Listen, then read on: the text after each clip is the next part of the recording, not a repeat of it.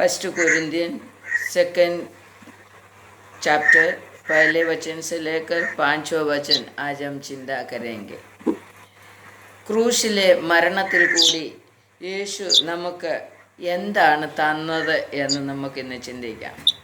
क्रूस का यीशु मसीह का मरण के द्वारा हमें क्या क्या मिला करके हम थोड़ा सा हम चिंता करेंगे. फर्स्ट कोरिंथियन 2 अध्याय का पहले वचन से लेकर 5वां वचन तक पढ़िए.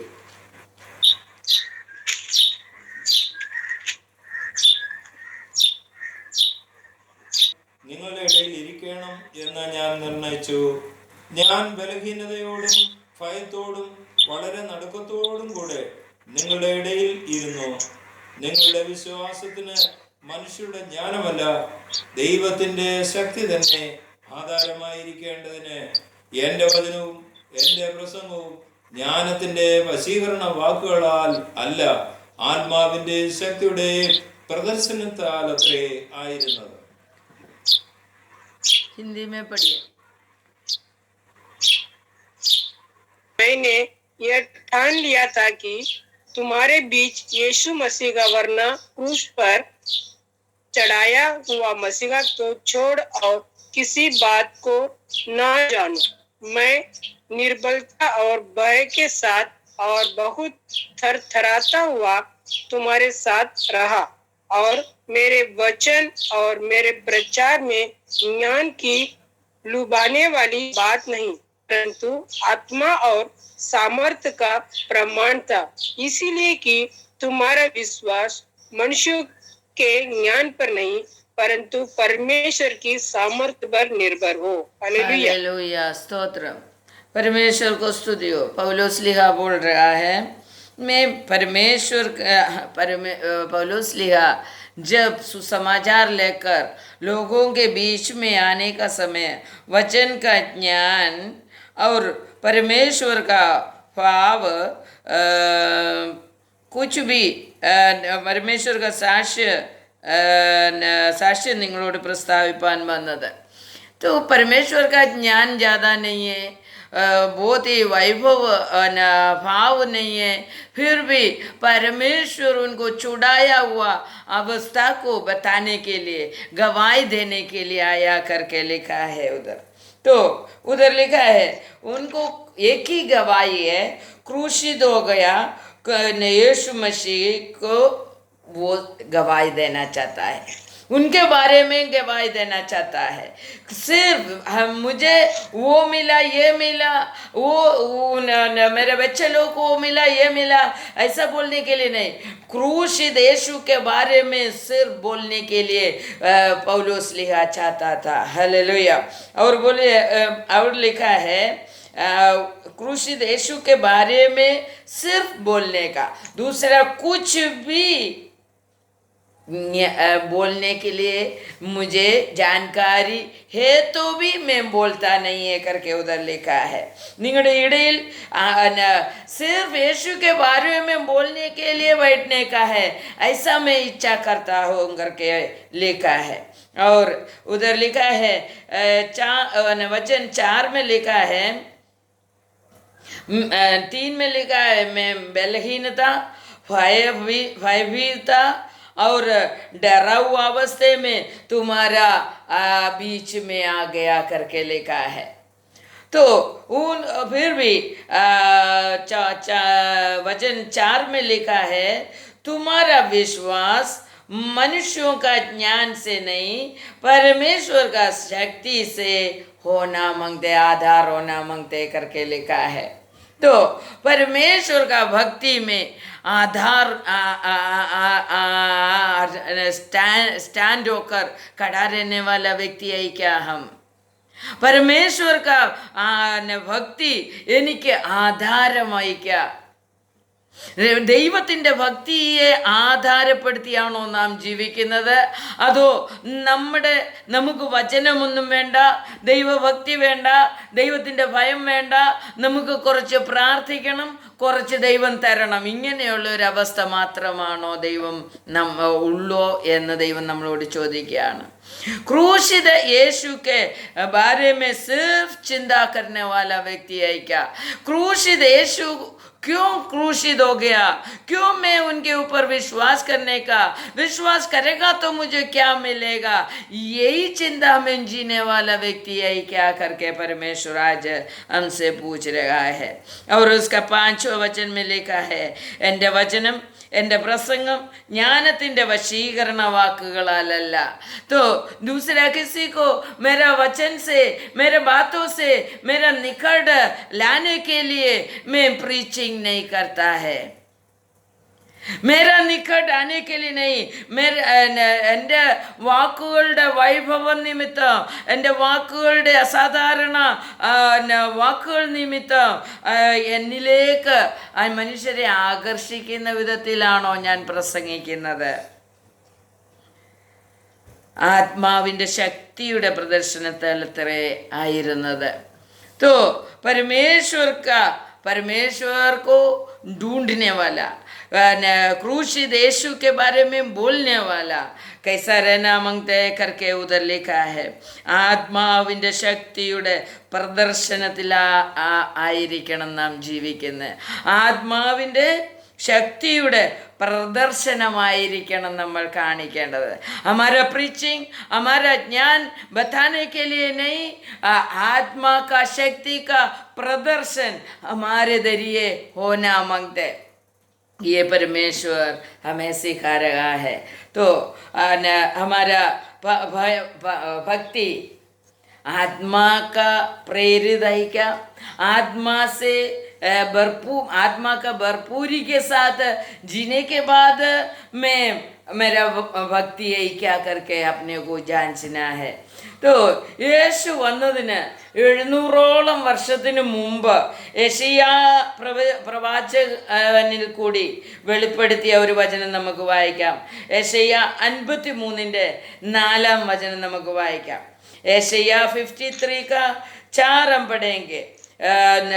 700 यीशु आने के 700 साल पहले यशायाह प्रवाचक के जरिए लिखा हुआ वचन हम पढ़ेंगे। उसमें क्या लिखा है? यशायाह प्रवचन 53 का 4 में ऐसा लिखा है, നമ്മുടെ രോഗങ്ങളെ അവൻ വഹിച്ചു, നമ്മുടെ വേദനകളെ അവൻ ചുമന്നു, നാം ദൈവം അവനെ ശിക്ഷിച്ചും അടിച്ചും ദണ്ഡിപ്പിച്ചും ഇരിക്കുന്നു എന്ന് വിചാരിച്ചു. എന്നാൽ അവൻ നമ്മുടെ അതിക്രമങ്ങൾ നിമിത്തം മുറിവേറ്റും നമ്മുടെ അകൃത്യങ്ങൾ നിമിത്തം തകർന്നും ഇരിക്കുന്നു. നമ്മുടെ സമാധാനത്തിനായുള്ള ശിക്ഷ അവന്റെ മേൽ ആയി. യേശു क्रूस में क्रूसिफिकेशन के 700 साल पहले लिखा हुआ वचन है ये। यीशु क्रूस में लगाने के 700 साल पहले का वचन यशायाह प्रवाचक के जरिए लिखा हुआ वचन है ये। क्या लिखा है? നമ്മുടെ ദുഃഖം അവൻ ഏറ്റെടുത്തു। യേശു നമുക്ക് വേണ്ടി എന്തോ ചെയ്തു? നമ്മുടെ ദുഃഖം ഏറ്റെടുത്തു, നമ്മുടെ രോഗം ഏറ്റെടുത്തു. പിന്നെ അവിടെ എഴുതിയിരിക്കുകയാണ്, നമ്മുടെ വേദനകളെ അവൻ ചുമന്നു, നാമോ ആ ദൈവം അവനെ ശിക്ഷിച്ചും അടിച്ചും ദണ്ഡിപ്പിച്ചും ഇരിക്കുന്നു എന്ന് വിചാരിച്ചു. അപ്പം നമ്മൾ വിചാരിക്കുന്നത് ദൈവം യേശുവിനെ ശിക്ഷിച്ചു, ദണ്ഡിപ്പിച്ചു, അവന് മരണത്തിലേക്ക് വിട്ടു എന്നാണ് നമ്മുടെ ചിന്ത। हमारा चिंता ऐसा है, यीशु उनको मारा पीटा, यीशु ने बचाया नहीं, यीशु ने मरण दे दिया। मगर परमेश्वर यीशु को क्यों में ऐसा पीड़ा दिया, मरण दे दिया, क्रूस में मरने के लिए क्यों दिया करके बाइबल बोल रहे, यशायाह प्रवचन के जरिए हमें बोल रहे, वो हमारा रोगों को ले लिया करके लिखा है। और हमारा दर्दों को, हमारा दर्द को उन्होंने ले लिया। और लिखा है वो हमारा सोच कैसा है, मुझे यीशु में विश्वास कर मुझे मेरा रोगों से चंगाई मिलने के लिए वो मेरा रोग ले लिया करके मुझे विश्वास आना मांगता है। 2021 साल पहले मेरे यीशु मेरा रोगों को ले लिया क्रूस पर करके मैं एक दृढ़ विश्वास में जी रहे तो जरूर मेरा रोग चंगाई मिल जाएगा, मेरे दर्दों को चंगाई मिलेगा। यदि हमारा प्रीचिंग, हमारा भक्ति दिखावा है तो, नहीं तो दुनिया को मेरा नजदीक करने के लिए मेरा एक वेपन है तो ये नहीं होएगा। मेरा प्रार्थना दुनिया को सुनाने के लिए है तो परमेश्वर नहीं सुनेगा। परमेश्वर को सुनाने के लिए हम अपना जीवन को संपूर्ण दीनता से हम समर्पण कर कर प्रार्थना करेगा तो परमेश्वर हमारा प्रार्थना सुनेगा और हमारा रोगों को उनका क्रूस पर ले लेगा और अपना दर्दों को ले लेगा। यीशु क्या किया है, हमारा हम चढ़ने का जगह पर, हम क्रूसिफिकेशन होने का जगह पर हमारे यीशु हमें बाजू में खड़ा कर वो बोला मैं तेरे लिए शिक्षा लेगा करके बोला। എനിക്ക് പകരമായി ശിക്ഷ ഏറ്റെടുത്ത ദൈവമാണ് എൻ്റെ ദൈവം. ഹല്ലേലൂയ. എന്താണ് കർത്താവ് ചെയ്തത്? എൻ്റെ രോഗത്തിന് സൗഖ്യമായി മാറി, എൻ്റെ വേദനയ്ക്ക് മാറ്റം തരുവാൻ യേശു ക്രൂസിൽ കയറി. മൂന്നാമതായിട്ട് പറയുകയാണ് അവൻ എനിക്ക് പകരമായി एक्सचेंज हो गया करके इंग्लिश में बोलते हैं. നമുക്ക് പകരമായി യേശു ക്രൂസിൽ കയറി എന്ന് വെച്ചാൽ ഞാനായിരുന്നു ക്രൂശിൽ കയറേണ്ടത്, എന്നാൽ ക്രൂശിൽ തൂക്കപ്പെടേണ്ട കുറ്റം ചെയ്തത് ഞാനാണ്.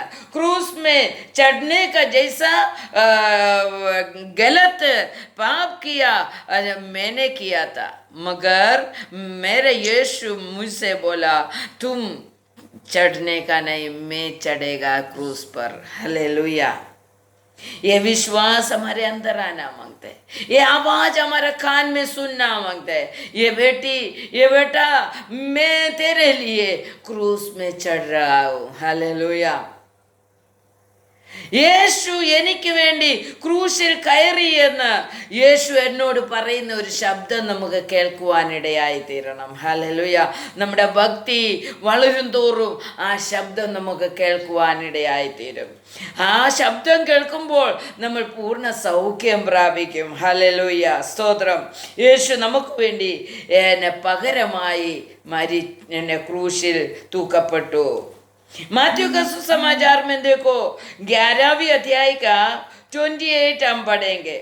माथ्यू का सुसमाचार 11 का. എല്ലാവരും എൻ്റെ അടുക്കൽ വരുവീൻ, ഞാൻ നിങ്ങളെ ആശ്വസിപ്പിക്കും. ഞാൻ സൗമ്യതയും താഴ്മയുള്ളവനാകിയാൽ എൻ്റെ നുകം ഏറ്റുകൊണ്ട് എന്നോട് പഠിപ്പീൻ. അവിടെ എഴുതിയിരിക്കുകയാണ്, ആശ്വാസം കണ്ടെത്തും. हिंदी में पढ़ सकते?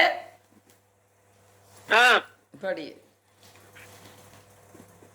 हे सब परिश्रम करने वालों और बोझ से दबे हुए लोगों, मेरे पास आओ, मैं तुम्हें विश्राम दूंगा. हालेलुया. बोझ उठाने वालों तुम मेरे पास आओ, मैं तुम्हें विश्राम देगा. कैसा विश्राम देगा? बोझ यीशु मसीह उठा लेगा. हालेलुया. और क्या करने का देखो, यीशु उधर से हमें बता रहा है. उसका 29 पढ़िए. मेरा जुआ अपने ऊपर उठा लो और मुझसे सीखो, क्योंकि मैं नम्र और मन में दीन हूँ, और तुम अपने मन में विश्राम पाओगे. हालेलुया. मेरा जुआ उठाओ. मेरा जुआ तुम उठाने मांगते हैं. क्या है परमेश्वर यीशु प्रभु का जुआ? सौम्य और नम्र है. वो परमेश्वर का जुआ है. यीशु मसीह के पास जो जुआ है वो है नम्रता और सौम्यता. ये नम्रता और सौम्यता होने वाला जुआ मेरे ऊपर लेने के लिए, मैं नम्र बनने के लिए, सौम्य बनने के लिए, मैं गर्व छोड़ने के लिए, अहंकार को छोड़ने के लिए मैं तैयार है, तो परमेश्वर बोलते हैं मेरा जुआ तुम ले लो और तुम्हारा जो बोझ है मैं उठाएगा। हालेलुया। हमारा बोझ जो परमेश्वर उठाने का है, तो परमेश्वर का जो जुआ है, जो नम्रता सौम्यता और हमारे अंदर होएगा, तो परमेश्वर हमारा बोझ उठाएगा। हमारा बोझ निकालने के लिए हम चाहते हैं तो हमें नम्र बनना पड़ेगा, नहीं तो बोझ बढ़ते बढ़ते रहेगा, बोझ बढ़ते बढ़ते आएगा और हमारे अंदर गर्व अहंकार बढ़ते रहेगा। यदि हम परमेश्वर का ये जुआ हमारे ऊपर नहीं लेके आते तो हमारे अंदर कोई फर्क, क्रूज में परमेश्वर मेरे लिए बनाया हुआ कोई चीज मुझे नहीं मिलेगा, तुम लोगों को नहीं मिलेगा। तो उधर 30 में लिखा है, എന്നാൽ നിങ്ങളുടെ ആത്മാക്കൾക്ക് ആശ്വാസം കണ്ടെത്തും। हिंदी में पढ़िए।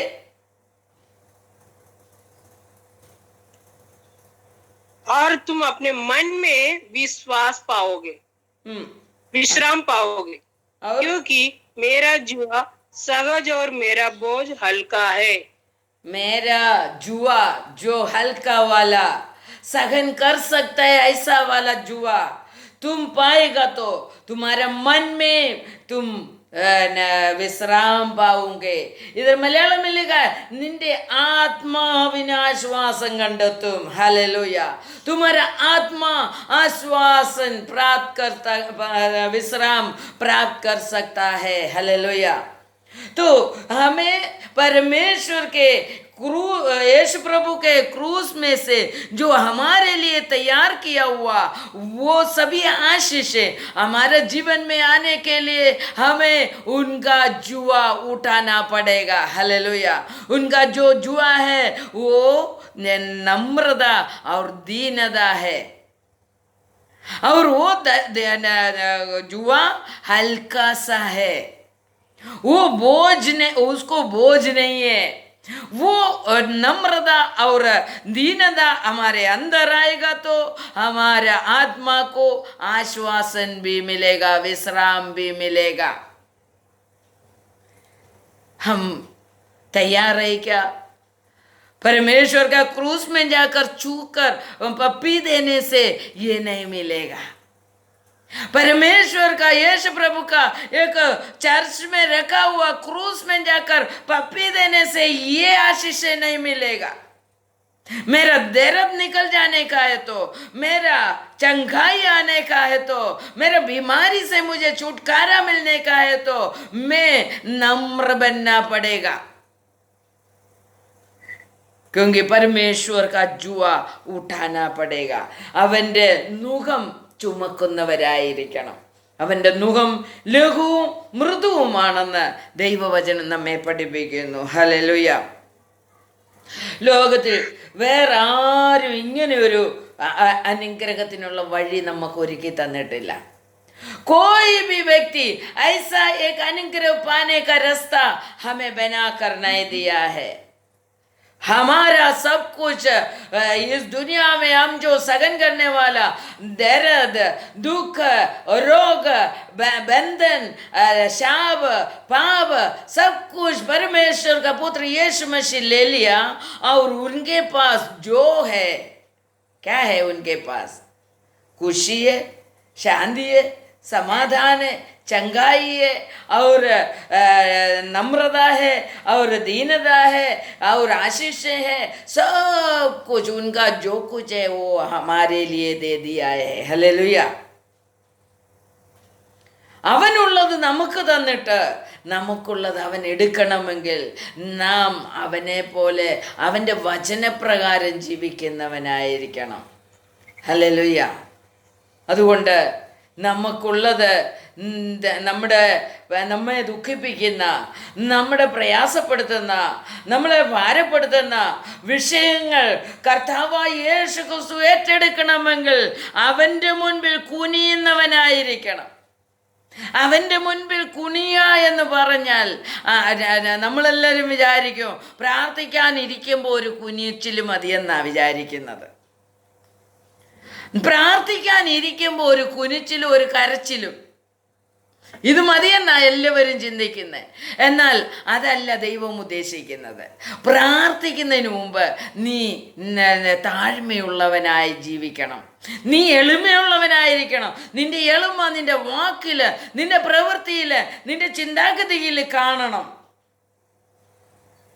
ഈ താഴ്മ ധരിക്കാതെ എത്ര പ്രാർത്ഥിച്ചാലും കരഞ്ഞാലും അതിന് മറുപടി കിട്ടുകയില്ല. അതാണ് ദൈവത്തിൻ്റെ വചനം പറയുന്നത്. അതോ ഒരു ദിവസം താഴ്മ ധരിച്ചിട്ട് 4-ാമത്തെ ദിവസം വീണ്ടും ഗർവിയായി ജീവിക്കുന്നുവെങ്കിൽ ദൈവകൃപ പ്രാപിക്കുവാൻ കഴിയുകയില്ല. ക്രൂശിൽ ഒരുക്കിയിരിക്കുന്ന ആ അനുഗ്രഹങ്ങളെ പ്രാപിക്കുവാൻ നമുക്ക് കഴിയുകയില്ല എന്ന് ദൈവം നമ്മെ വെളിപ്പെടുത്തി തരികയാണ്. നമ്മുടെ കഷ്ടത ഏറ്റെടുത്തിട്ട് നമുക്ക് സമാധാനം തന്ന കർത്താവാണ്. ഇന്ന് എത്ര സമാധാനം നമ്മുടെ കുടുംബത്തിലുണ്ട്. ഏത് വിധത്തിലുള്ള സമാധാനമാണ് നമ്മുടെ കുടുംബത്തിലുള്ളത്. കർത്താവ് 2021 വർഷം മുമ്പ് നമുക്ക് വേണ്ടി സമാധാനം ക്രൂശിൽ ഒരുക്കി വെച്ചിരിക്കുന്നെങ്കിൽ ആ ക്രൂശിലെ സമാധാനം എൻ്റെ ഭവനത്തിൽ, എൻ്റെ വ്യക്തി ജീവിതത്തിൽ, എൻ്റെ കുഞ്ഞുങ്ങളുടെ ജീവിതത്തിൽ ആ സമാധാനം വന്നിട്ടുണ്ടോ, അത് പ്രാപിച്ചിട്ടുണ്ടോ എന്ന് നാം ഒന്ന് ചിന്തിച്ചു നോക്കിക്കേ. 2021 വർഷം മുമ്പ് കർത്താവ് നമുക്ക് വേണ്ടി ഈ സമാധാനം ഒരുക്കി വെച്ചിരിക്കുക. എൻ്റെ സമാധാനം ഞാൻ നിങ്ങൾക്ക് തന്നേച്ചു പോകുന്നു. ഏതെല്ലാം പ്രതിസന്ധിയിലും ഏതെല്ലാം പ്രശ്നത്തിലും ക്രിസ്തു സമാധാനമുള്ളവനായി നടന്നതുപോലെ നമുക്കും ആ സമാധാനം ഈ ലോകത്തിൽ പ്രതിസന്ധി വരുമ്പോൾ, രോഗം വരുമ്പോൾ, ദുഃഖം വരുമ്പോൾ, പ്രശ്നങ്ങൾ വരുമ്പോൾ അതിനോട് പ്രതികരിക്കാനുള്ള സമാധാനം എൻ്റെ ജീവിതത്തിൽ ഞാൻ പ്രാപിച്ചിട്ടുണ്ടോ എന്നുള്ളതാണ് നാം മനസ്സിലാക്കേണ്ടത്. ഉണ്ടെങ്കിൽ ക്രിസ്തുവിൻ്റെ ക്രൂശിൽ നിന്ന് അത് നമുക്ക് കിട്ടിയിട്ടുണ്ട്. ഇന്ന് ജീവിതത്തിൽ സമാധാനമില്ലാതെ ജീവിക്കുന്നവരല്ലേ നമ്മൾ ഓരോരുത്തരും. നമ്മുടെ സമാധാനം എവിടെയായിരിക്കുന്നത്? ക്രിസ്തുവിൻ്റെ ക്രൂശിലാണ് ഇരിക്കുന്നത്. ആ ക്രൂശിൽ നിന്ന് നമ്മുടെ ജീവിതത്തിലേക്ക് വരണമെങ്കിൽ നമ്മുടെ ജീവിതത്തിൽ താഴ്മയും എളിമയും ഉണ്ടാകണം എന്ന് ദൈവത്തിൻ്റെ വചനം നമ്മെ പഠിപ്പിക്കുകയാണ്. നമ്മുടെ മുറിവ്, നമ്മുടെ വേദന, നമ്മുടെ രോഗം എല്ലാം അവൻ ഏറ്റെടുത്തു. हमारा दर्द, हमारा सभी जख्म परमेश्वर यीशु प्रभु उनके शरीर में लेने के बाद हमें धार्मिक बनाने के लिए यीशु हमारे लिए पाप बन गया. पापी यीशु पापी नहीं बन गया. यीशु पापी नहीं था, मगर हमारा सब पाप उनके ऊपर डाला तो वो पूरा पाप बन गया. ഹല്ലേലൂയ. നമ്മുടെ പാപമെല്ലാം കൂടെ യേശുവിൻ്റെ ചുമലിലേക്ക് വെച്ചു കഴിഞ്ഞപ്പോൾ യേശുവിനെ കാണുന്നില്ല, നമ്മുടെ പാപം മാത്രമേ കാണാനുള്ളൂ. ഹല്ലേലൂയ. അപ്പോഴാണ് പിതാവ് യേശുവിനെ കൈവിട്ടത്. ഹല്ലേലൂയ. യേശുവിൻ്റെ മേൽ നമ്മുടെ പാപമെല്ലാം കൂടെ വെച്ചപ്പോൾ യേശു പാപമായി മാറി. നാം ചിന്തിക്കരുത് നമ്മുടെ പാപം യേശു വഹിച്ചപ്പോൾ യേശു പാപിയായി മാറിയെന്നാരും പറയരുത്. യേശു പാപമായി മാറി. നമ്മുടെ പാപം അങ്ങോട്ടെടുത്ത് യേശുവിൻ്റെ തലമേൽ വെച്ചു. അപ്പോൾ യേശു നമുക്കെന്തുവാ തന്നത്? യേശു പാപമായി മാറി നമ്മളെ നീതിമാന്മാരാക്കാൻ വേണ്ടി. നമ്മുടെ പാപം യേശു ക്ഷമിച്ചു എന്ന് നമുക്ക് ചിന്ത വന്നുവെങ്കിൽ നമ്മൾ നീതിമാന്മാരായിട്ടുണ്ടോ എന്നൊന്ന് ചിന്തിച്ചു നോക്കിക്കേ. നമ്മളിൽ നിന്ന് എന്ത് നീതിയാണ് ലോകത്തിൽ വെളിപ്പെടുത്തുവാൻ കഴിഞ്ഞിട്ടുള്ളത്? കർത്താവ് നമ്മളെ നീതിമാന്മാരാക്കുവാൻ വേണ്ടി കാൽവറി ക്രൂശിൽ നമ്മുടെ പാപത്തെ ഏറ്റെടുത്തുവെങ്കിൽ, നമ്മുടെ പാപം ക്ഷമിക്കപ്പെട്ടുവെങ്കിൽ നാം നീതിമാന്മാരായിരിക്കും, നാം നീതിയുള്ളവരായിരിക്കും, നീതിയുടെ വസ്ത്രം ധരിച്ചവരായിരിക്കും. നമ്മുടെ ജീവിതത്തിൽ നിന്ന് നീതിമാൻ ജീവിക്കുന്നത് പോലെ നമുക്ക് ജീവിക്കാൻ കഴിയുന്നുണ്ടോ? കർത്താവായ യേശു ക്രിസ്തു നമ്മളെ നീതിമാന്മാരാക്കുവാനായിട്ട് ലോകത്തിൽ വന്നു, ക്രൂശ് വഹിച്ചു. ഇപ്പം നോക്കിക്കേ, നമുക്ക് എന്തെല്ലാമായ യേശു തന്നത്? നമ്മുടെ ദുഃഖം ഏറ്റെടുത്തു, നമ്മുടെ രോഗം ഏറ്റെടുത്തു, നമ്മുടെ വേദന ഏറ്റെടുത്തു, നമ്മുടെ പാപമെല്ലാം ഏറ്റെടുത്തു, നമ്മുടെ കഷ്ടതയെല്ലാം ഏറ്റെടുത്തു, നമുക്ക് തന്നു. നമ്മുടെ മുറിവുണക്കാനുള്ളതെല്ലാം ചെയ്തു. വേദന രോഗം ഏറ്റെടുത്ത് നമുക്ക് നീതിമാന്മാരാകുവാൻ ഉള്ള വഴിയാണ് ദൈവം ഒരുക്കി തന്നത്. അതുകൊണ്ട് ക്രൂശിൽ കൂടി ചെയ്ത ഈ വലിയ പ്രവൃത്തി, ഇതിൻ്റെ ആ ഇമ്പോർട്ടൻസ് നമ്മൾ മനസ്സിലാക്കി വിശ്വസിച്ചാൽ മാത്രമേ നമുക്ക് ക്രൂശിൽ നമുക്ക് വേണ്ടി ഒരുക്കി വെച്ചിരിക്കുന്ന അനുഗ്രഹങ്ങളെ നമുക്ക് ലഭിക്കുകയുള്ളൂ. നമുക്ക് ഇതെല്ലാം കർത്താവ് ഒരുക്കി വെച്ചിരിക്കുകയാണ്, ഒരുക്കി തന്നിരിക്കുക, ഇന്നാന്ന് പറഞ്ഞ് തന്നിരിക്കുക. പക്ഷെ എടുക്കാനുള്ള യോഗ്യത, സൗമ്യതയും താഴ്മയും ഉണ്ടായിട്ട് ആ മുഖം പേറിക്കൊണ്ട് ചെന്നേലേ ഇതെടുക്കാനൊക്കത്തുള്ളൂ. ഹല്ലേലൂയ. സൗമ്യതയും താഴ്മയും ഇല്ലാതെ, ആ മുഖം ഏറ്റെടുക്കാതെ നാം അത് സമാധാനം ഏറ്റെടുക്കാൻ, രോഗസൗഖ്യം ഏറ്റെടുക്കാൻ നാം അങ്ങോട്ട് ചെന്നാൽ അത് എടുക്കാനൊക്കത്തില്ല. ഹല്ലേലൂയ. അതുകൊണ്ട് നമുക്ക് ദൈവസന്നിധിയിൽ ആദ്യം കുനിയാം, താഴ്മ ധരിക്കാം, നമ്രമായി തീരാം. नम्रता प्राप्त करेंगे, दीन बनेंगे और परमेश्वर के सन्निधि में, परमेश्वर का सन्निधि में ये दीन बनने के बाद ही हमें क्रूस में देकर वो क्रूस से जो अनुग्रह हमारे लिए बना के रखा है वो प्राप्त करने के लिए, विश्वास से प्राप्त करने के लिए हमें अपना योग्यता मिलेगा. लेविया पुस्तक हम पढ़ेगा तो पहले अध्याय, दूसरा अध्याय, तीसरा अध्याय, चौथा अध्याय तक हम पढ़ेगा तो അബദ്ധവശാൽ സംഭവിക്കുന്ന പാപത്തിനു വേണ്ടി പാപയാഗം, അകൃത്യയാഗം കഴിക്കുമ്പോൾ എന്തെല്ലാം ചെയ്യണമെന്ന് അവിടെ എഴുതിയിട്ടുണ്ട്. അബദ്ധവശാൽ പാപം ചെയ്യുന്നവർക്ക് വേണ്ടിയുള്ള നിയമങ്ങളാണ് അവിടെ എഴുതിയിരിക്കുന്നത്.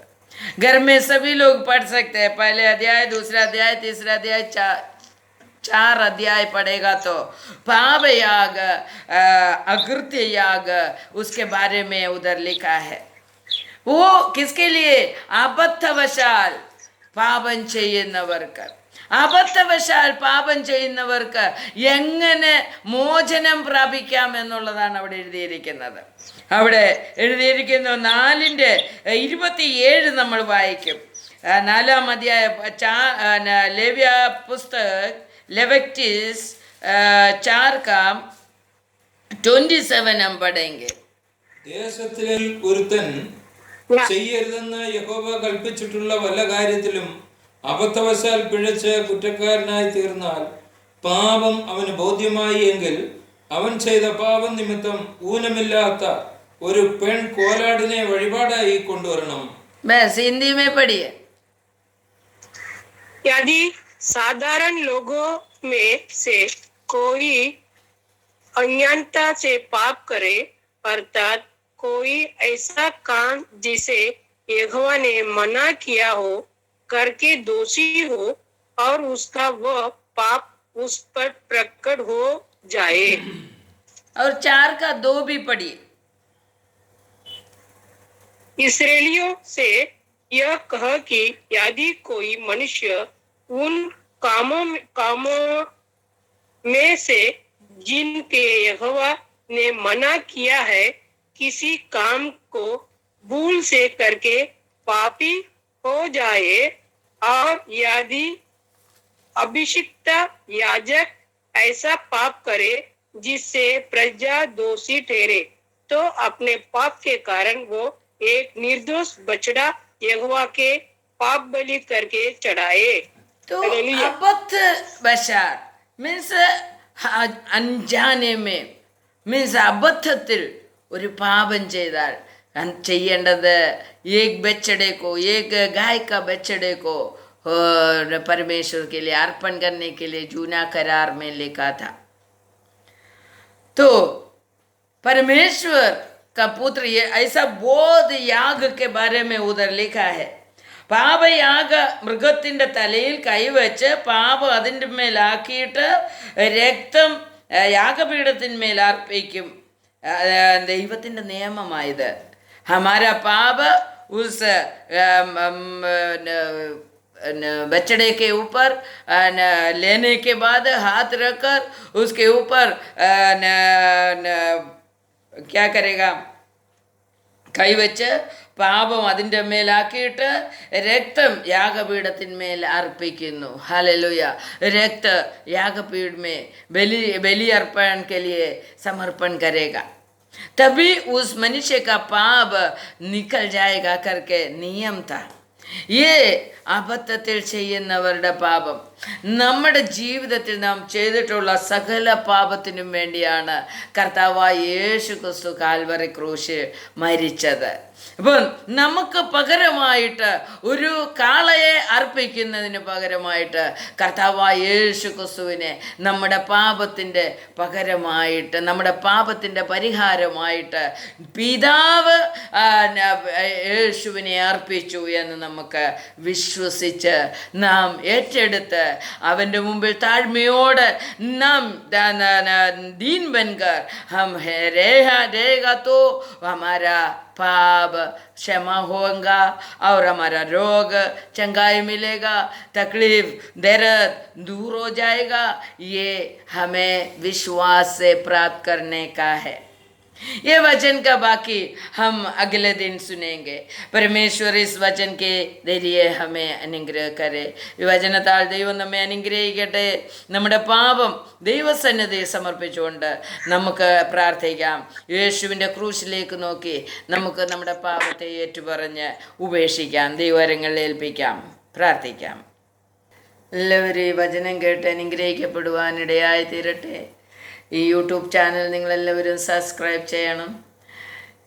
ഷെയർ ചെയ്ത് മറ്റുള്ളവർക്ക് കൊടുക്കുവാൻ മറക്കരുത്. ദൈവം എല്ലാവരെയും ഈ വചനത്താൽ അനുഗ്രഹിക്കുമാറാകട്ടെ. ആമേൻ.